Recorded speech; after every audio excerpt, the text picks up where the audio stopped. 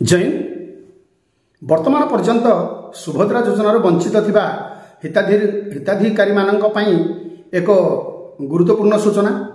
जो माने वर्तमान पर्यंत सुभद्रा योजना पाई नाहंती सेमाने कर पाखरे होय तो राशन कार्ड नाही किंबा सेमानकर अकाउंट डेबिट लिंक होई नाही किंबा अन्य कोनसे त्रुटि अछि जेमिति किछि हिताधिकारी अछंती जो मानकर नाम रे जमी न थाई मध्य सेमानकर 5 एकर जमी ऊर्ध्व अछि बोली डाटाबेस रे शो करूछि एवं जो मानकर परिवार रा कोनोसी सदस्यंकर 4 चकिया यान अछि सेमानकर मध्य सुभद्रा योजना कटि जाइछि। तेणु एमिति आपण मानकर अनेक गुडाय प्रश्नर उत्तर मु आमर उपमुख्यमंत्री श्रीमती प्रभाती परिडा को पचारिबाकू चाहूछि वीडियो माध्यम रे दया करी यार उत्तर देबे कि। प्रथम प्रश्नटी है कि जो माने वर्तमान पर्यंत सुभद्रा योजना बाद पड़िछंती मुख्यतः सेमानंकर राशन कार्ड टी नाही।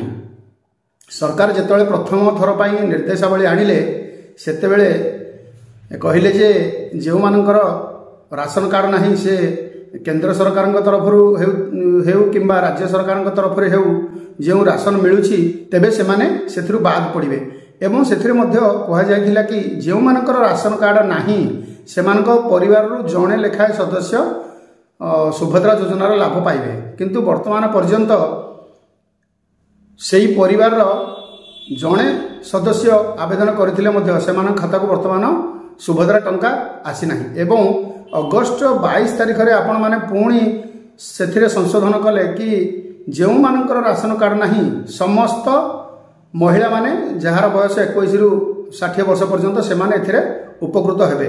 सेथिरे प्रायतः देखा जाइछि जे जेउ माने बाप घरे थिबा समय सेमानकर राशन कार्ड ना थिला एवं विवाह पर सेमानकर सासु घर को आसिला पर सेमानकर बाप घर पटु राशन कार्ड रो नाटी कटि जाइछि किंतु सासु घर राशन कार्ड रे सेमानकर नाटी शामिल होई पारि नाही। सेथिरु प्रायतः महिला सेथिरे अंतर्भुक्त अछंती। तेणु दयाकरी आपण यार स्पष्टता दियंतु कि एमानंकु प्रकृत में मिलिबो कि न मिलिबो। वर्तमान आपण कहवा अनुसार फील्ड वेरिफिकेशन वर्तमान आरंभ हो जाइछि। मालकानगिरी हो बा कोरापुट हो एथिरु एठी आरंभ हेले मध्य वर्तमान अन्य प्राय जिल्ला रे आरंभ होई नाही। तेणु आपण सेमानक प्रति मध्य गुरुत्वपूर्ण दियंतु एवं कहिथिले जे 15 तारिख बा 15 दिन भितरे यार जांच सरिबो। 15 दिन भितरे जांच सरले मु ए वीडियो माध्यम रे आपन को कहवा चाहूँगी जे जो मानकर प्रकृत हिताधिकारी जो माने राशन कार्ड पाइबार प्रकृत योग्य एवं सेमाने वर्तमान पर्यंत सुभद्रा योजना पाई ना दयाकोरी सेमानकु शामिल करंतु। आरंभ जो मानकर राशन कार्ड नाही जेमिति कि जो माने सरकारी कर्मचारी होथिबा पेंशन भोगी होइथिबे बा सेमानक परिवार रे होय तो 4 व्हीलर थिबो। तेणु एमाने तो आरंभ ही राशन कार्ड आवेदन करि नाहंती। सेमाने को आपण दियंतु न दियंतु किंतु जो माने प्रकृत हिताधिकारी आपण सेमानंकु वेरिफिकेशन करंतु एवं सेमानंकु आपण सुभद्रा योजना शामिल करंतु। वर्तमान पर्यंत सरकार तरफ कौनसी गाइडलाइन आसी नाही बा केही अधिकारी कहि नाहंती जे जो मानकर राशन कार्ड रो ना कटि जाइछि बा जो मानकर प्रकृत पाइबाक योग्य सेमाने पाइबे। कारण दीर्घ दिन हेबो सेमाने प्रथम किस्तिर 3टी पर्याय बीती जाइथिले मध्य वर्तमान पर्यंत सेमाने सुभद्रा योजनार लाभ पाई नांती। तेणु सेमानक मनरे प्रश्न एवं आपण जो मझिरे कहिथिले जे बैंक रे अजथारे गहली करंतु नाही बा जनसेवा केंद्र गुडी रे अजथारे गहली करंतु नाही। कारण आपण जदि प्रथमरु निर्देश देइथांते कि जेउ मानकर राशन कार्ड नाही सेमानंकु शेष पर्याय टंका मिलिबो बा सेमानकर फील्ड वेरिफिकेशन हैला पर सेमानकु टंका मिलिबो। कारण सेही हिताधिकारी माने कोन कले ना बैंक रे जाके सेमानकर 2-3 थर दौड़िला पर बैंक रे डेबिट लिंक कले तापर जो मानकर खाता नथिला सेमाने खाता मध्य खोलिले सेथि पई मध्य बैंक रे गहଳି हेले। एबे सेमानकर टंका आसीछि न आसीछि बोली सेमाने मध्य बारंबार बैंक को जाई कि लंबा लाइन रे ठिया होई शेषरे जेतळे कैशियर पाखरे चेक करूछंती जे सेमानकर खाता को पैसा आसी नाही। तेणु सेमाने निराश होई फेरुछंती। तेणु सेमानकर ए जे परिश्रम ताहार मूल्य कोन एया। तेणु आपण या ऊपर विचार करंतु एवं सेमानकु यथाशीघ्र ସେମାନଙ୍କୁ ପଇସା ଦେବାର ବ୍ୟବସ୍ଥା କରନ୍ତୁ।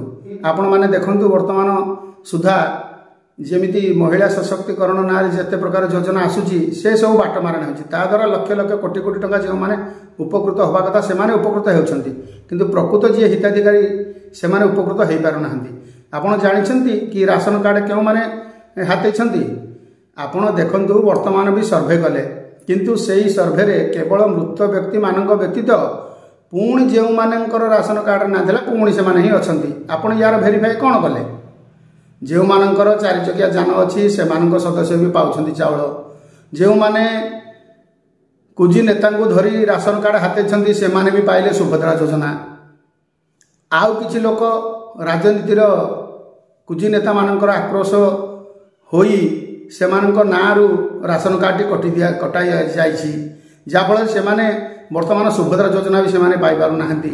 ତେଣୁ ୟାର ତଦନ୍ତ ଆପଣ କେଉଁଭଳି ହିସାବରେ କରୁଛନ୍ତି ଦୟାକରି ଟିକେ ଜଣାଇବେ କି?